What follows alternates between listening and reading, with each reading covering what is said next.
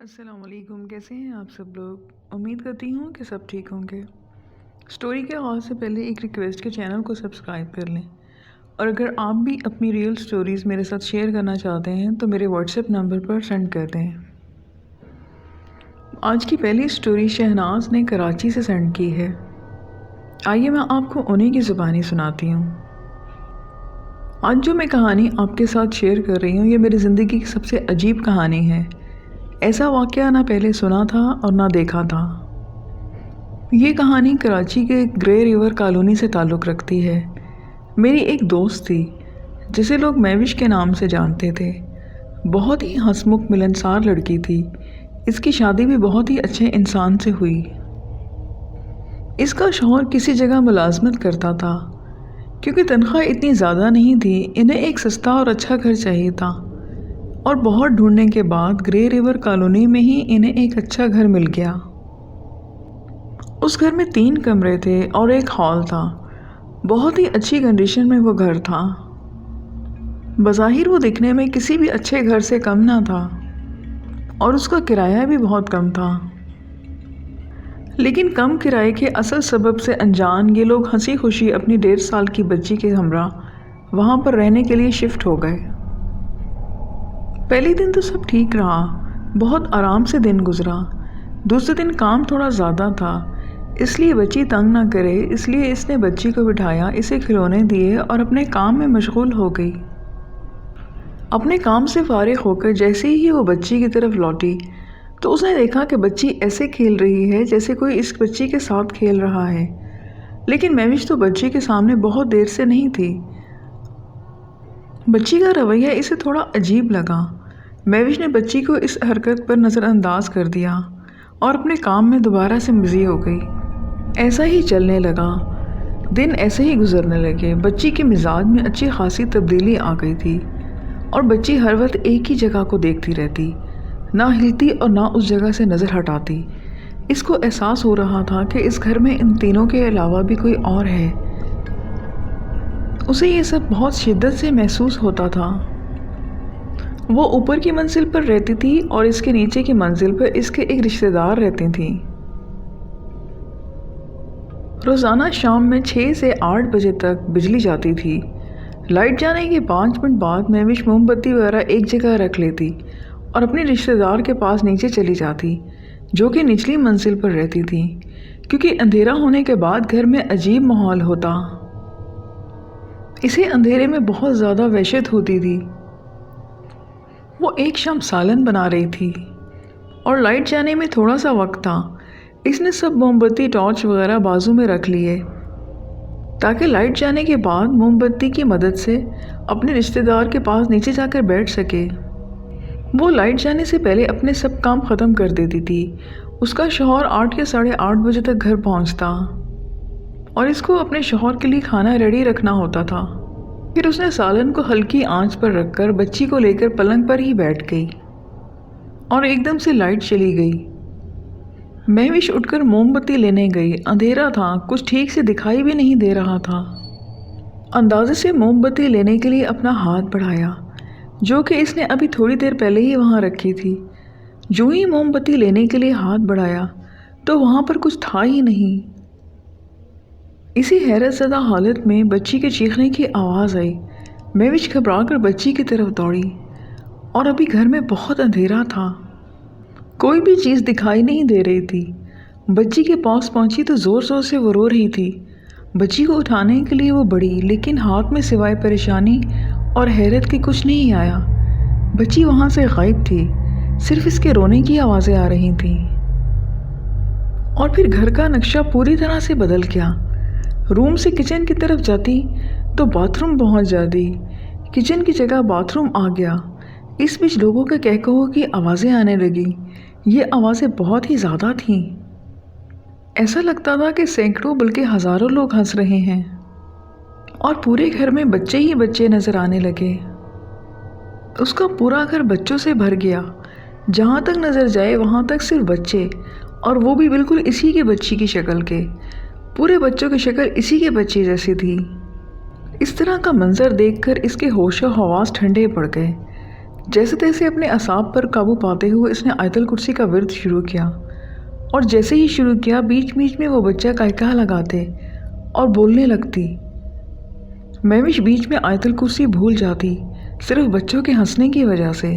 وہ جیسے ہی آیت الکرسی بولتی سارے بچے زور زور سے قہقہہ لگاتے، آدھے سے پھر پڑھتی اور وہ پھر بھول جاتی اور سارے بچے زور زور سے قہقہے مارتے۔ کچھ اس طرح کا کام ہوتا رہا۔ پھر اس نے کسی طرح آنکھیں بند کر کے آیت الکرسی پڑھی اور پڑھتے ہی سب لوگ غائب ہو گئے اور چاروں طرف ایک دم سے سناٹا چھا گیا اور بچی بھی مل گئی۔ بچی کو لے کر وہ فوراً نیچے بھاگی۔ دوسرے دن جب مہوش کمرے میں گئی، اچانک ایک نامعلوم آواز نے گرجدار آواز میں اسے جانے کو کہا۔ وہ چونک گئی، مڑ کر آس پاس دیکھا تو وہاں کوئی نہ تھا۔ اس کو لگا کہ شاید یہ وہم ہے اور اس نے نظر انداز کر کے آگے بڑھی۔ اس بار آواز اور زوردار آئی کہ جاؤ یہاں سے۔ مہوش نے اس بار بھی زیادہ دھیان نہیں دیا۔ تیسری بار آواز کی گرج بہت زوردار تھی کہ جیسے کوئی ہررا رہا ہو۔ مہوش ڈر کے مارے کمرے سے ہی باہر بھاگ گئی۔ وہ بے انتہا دہشت ناک حالت میں تھی۔ اس نے شوہر کے آنے پر اس کو یہ سارا واقعہ سنایا، مگر اس نے اس بات کو سنجیدگی سے نہیں لیا اور اس کو ٹال دیا۔ اس دن کے بعد سے گھر میں عجیب و غریب واقعات ہونے لگے اور میاں بیوی میں بھی چھوٹی چھوٹی باتوں پر جھگڑا ہونے لگا۔ دونوں میاں بیوی میں دوریاں بڑھنے لگیں، گھر میں روز فساد برپا ہوتا۔ وہ اتنا زیادہ لڑتے کہ پورا محلہ ان کے گھر میں جمع ہو جاتا۔ اس کا شوہر تنخواہ لا کر رکھتا اور تھوڑی دیر بعد وہ پیسے غائب ہو جاتے۔ اسی طرح گھر کی چیزیں گم ہو جاتی اور وہ دونوں آپس میں بہت زیادہ لڑتے۔ جب شوہر لڑ جھگڑ کر واپس آتا تو چیزیں واپس اپنی جگہ پر آ جاتی۔ مہوش کو بتا کر یہ باتیں رونے لگی۔ ایسے بہت سے حادثات ان کے ہونے لگے تھے۔ وہ اپنی بچی کے لیے فیڈر لینے جاتی اور جب واپس آتی تو بچی آلریڈی فیڈر پی رہی ہوتی۔ ایسے واقعات کی شدت میں اضافہ ہونے لگا۔ ان کو پتہ لگا کہ کوئی اماں ہیں جو ایسی چیزوں پر دم کرتی ہیں، تو وہ لوگ اس کے پاس پہنچے۔ انہوں نے بچی کو پانی دم کر کے دیا۔ 2 دن بچی بڑے پرسکون اطمینان سے سوئی، مگر اس کے بعد دوبارہ سے وہی واقعات ہونا شروع ہو گئے۔ وہی جھگڑا، وہی فساد، وہی درد اور تکلیفیں، وہی غصے اور نفرتوں جیسی حالتیں۔ وہ اپنی پھول سی بچی کو بچانا چاہتے تھے اور خود بھی اس عذاب سے نکلنا چاہتے تھے اور منتظر تھے کسی نجات دہندہ کے۔ اس طرح کے واقعات میں بے انتہا اضافہ ہونے لگا۔ مہوش آدھی پاگل ہو چکی تھی۔ سٹریس کی وجہ سے وہ زور زور سے چیخنے لگتی اور اسے اب اس گھر سے گھبراہٹ ہونے لگی تھی۔ وہ گھنٹوں اپنے نیچے کے رشتہ داروں کے پاس اپنا وقت گزارنے لگی، اپنے گھر جانا اوائڈ کرتی۔ اس کے رشتہ داروں نے اس کے اوپر نہ جانے کی وجہ پوچھی۔ اس نے وجہ بتائی تو ان کے رشتہ داروں کو مہوش کی بات پر یقین نہیں آیا، تو وہ کہنے لگی کہ ایسا کچھ نہیں ہوتا۔ اس کا مذاق اڑانے لگی، طعنہ زنی کرنے لگی۔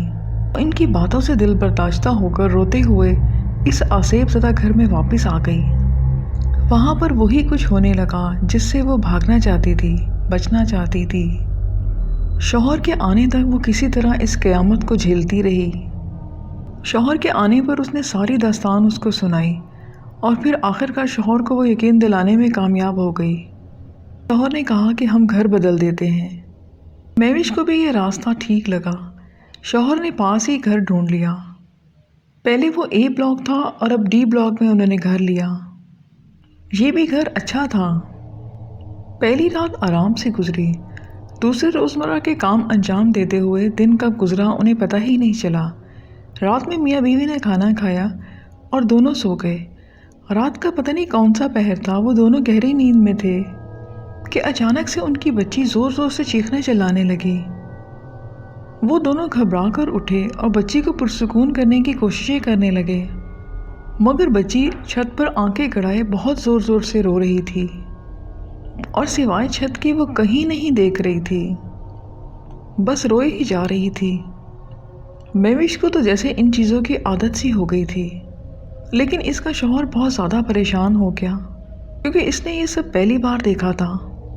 پھر جیسے تیسے آیت الکرسی پڑھ کر اور دیگر دعائیں پڑھنے سے بچی بڑی مشکل سے حالت میں آئی، مگر اب ماں باپ کو کہاں نیند آنی تھی۔ وہ دونوں کروٹیں بدلتے رہے۔ اللہ اللہ کر کے صبح ہوئی۔ اسی طرح کے واقعات اس گھر میں بھی دوبارہ سے ہونا شروع ہو گئے۔ گھر بدلنے سے بھی ان کو کوئی سکون نہ ملا۔ بچی کو ابھی چلنا نہیں آیا تھا۔ وہ مشکل سے انگلی پکڑ کر آہستہ آہستہ چلتی۔ ماں باپ اکثر اس کو انگلی پکڑ کر چلاتے، لیکن ایک دن مہوش نے دیکھا کہ بچی چل رہی ہے، ایسا جیسا کہ وہ کسی کی انگلی پکڑ کر چلتی ہے، لیکن گھر میں بظاہر مہوش کے علاوہ اس وقت کوئی بھی نہ تھا۔ انزیلہ مہوش کی بیٹی کا نام تھا، جو کسی کا ہاتھ پکڑ کر چل رہی تھی۔ وہ بھاگ کر بچی کے پاس پہنچی اور اسے لے کر گھر سے باہر جا کر بیٹھ گئی۔ وہ بہت زیادہ ڈر گئی تھی۔ ظاہر سی بات ہے کہ اس طرح کا منظر دیکھ کر مرد بھی ڈر جاتے ہیں، اور وہ تو ایک بیچاری عورت تھی، بہت زیادہ خوف کھانے لگی تھی۔ اب مہوش ہر وقت بچی کو اپنے ساتھ ہی رکھتی۔ پھر ایک دن مہوش کی امی اسے کسی بی بی کے پاس لے گئیں۔ اس بی بی نے بچی کو تعویذ دیا اور پانی دیا اور کہا کہ باقی کا معاملہ میں گھر آ کر خود دیکھوں گی۔ پانی اور تعویذ کی بدولت اسے کچھ دن سکون ملتا، مگر پھر وہی سے سب کچھ شروع ہو جاتا۔ بچی بہت زیادہ روتی اور باقاعدہ کسی خاص جگہ اشارہ کر کے روتی، جیسا کہ اسے کوئی چیز ڈرا رہی ہو۔ بی بی نے گھر آ کر اپنا عمل شروع کیا تاکہ پتہ لگا سکے کہ وہ کیا چیز ہے اور وہ کیوں ان سب کو پریشان کر رہی ہے، اس کا کیا مقصد ہے۔ بی بی اپنے عمل کرنے بیٹھ گئی۔ اس نے پڑھائی شروع کر دی اور کچھ ہی دیر بعد وہ وہاں آ گئی تو بی بی نے اس کے متعلق اس سے سوال جواب کرنا شروع کر دیے، اسے اس بارے میں پوچھنا شروع کر دیا۔ تو اس نے بتایا کہ میرا نام کھولا ہے، میں اس گھر میں رہتی ہوں جہاں یہ لوگ پہلے رہتے تھے، اور جب یہ لوگ وہاں آئے تو میری نظر اس کی بچی پر پڑی۔ مجھے یہ بچی بہت پسند آئی اور مجھے اس سے پیار ہو گیا۔ میں اسے کبھی کوئی نقصان نہیں پہنچاؤں گی۔ اگر اس بچی کو مجھ سے آپ جدا نہ کریں تو میں ان لوگوں کے ساتھ صرف اس بچی کی وجہ سے ہوں، اور اگر آپ لوگوں نے مجھے اس سے الگ کیا تو میرے پاس ان لوگوں کو تباہ و برباد کرنے کے علاوہ اور کوئی چارہ نہ ہوگا۔ اس کے بارے میں سبھی یہ سمجھ رہے تھے کہ وہ چڑیل یا جن ہوگی، لیکن ایسا نہیں تھا۔ وہ کھولا تھی، ایک شیمیل کی بدرو تھی۔ اب بچی کی حالت مزید اور زیادہ بگڑ گئی تھی۔ وہ ہر وقت گمسم سی رہتی اور کسی اور ہی دنیا میں رہنے لگی۔ وہ بغیر پلکیں جھپکائے صرف چھت کی اور دیکھا کرتی، بالکل ایک زندہ لاش کی طرح۔ ماں باپ بیچارے دعائیں پڑھتے تو تھوڑا سا سکون ہوتا، مگر پھر سے وہی اس کی حالت ہو جاتی۔ پھر اس کے شوہر کو کہیں سے پتہ چلا کہ ایک درگاہ میں بہت پہنچے ہوئے عامل ہیں، وہ شرطیہ آپ کی جان اس بدرو سے چھڑوا دیں گے۔ تو یہ لوگ درگاہ کے لیے نکل پڑے کہ راستے میں انزیلہ بول پڑی، مجھے وہاں مت لے کر جاؤ، وہ مجھے مار دے گا، جلا دے گا، بھسم کر دے گا۔ اتنی چھوٹی سی بچی کے منہ سے ایسے الفاظ سن کر ماں باپ حیرت کی کوئی انتہا نہ رہی۔ وہ بچی کی طرف دیکھ رہے تھے۔ بچی کا چہرہ بہت ہی خیانک ہو گیا تھا، آنکھیں بڑی بڑی باہر کو نکلی ہوئی، منہ ہاتھ کی ہتھیلی جیسا پھیلا ہوا، لٹکتے ہوئے ہونٹ۔ یہ انزیلہ نہیں تھی، بلکہ انزیلہ کے جسم میں کھولا تھی، وہی بدرو۔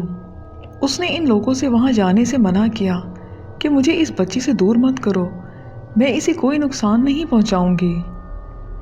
بھلا کوئی بھی والدین اپنی بچی کو، اپنے جگر کے ٹکڑے کو ایسے شیطان کے سپرد کیسے کر سکتے ہیں؟ انہوں نے کہا کہ ہم تو ضرور جائیں گے اور تجھے ہی اس بچی کو چھوڑنا پڑے گا۔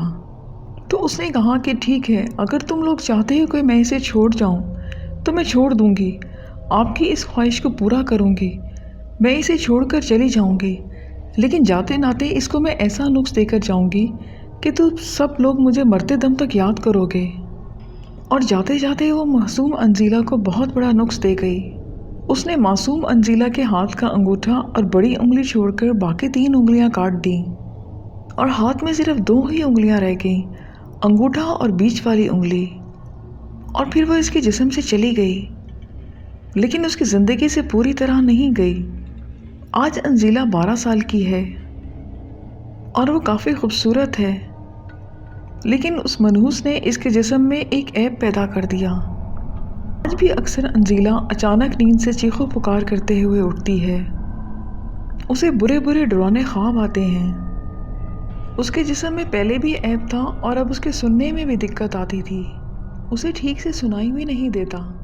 وہ اکثر اپنے جسم کے اس حصے کو چھپاتی ہے جسے اس بدرو نے عیب لگایا تھا۔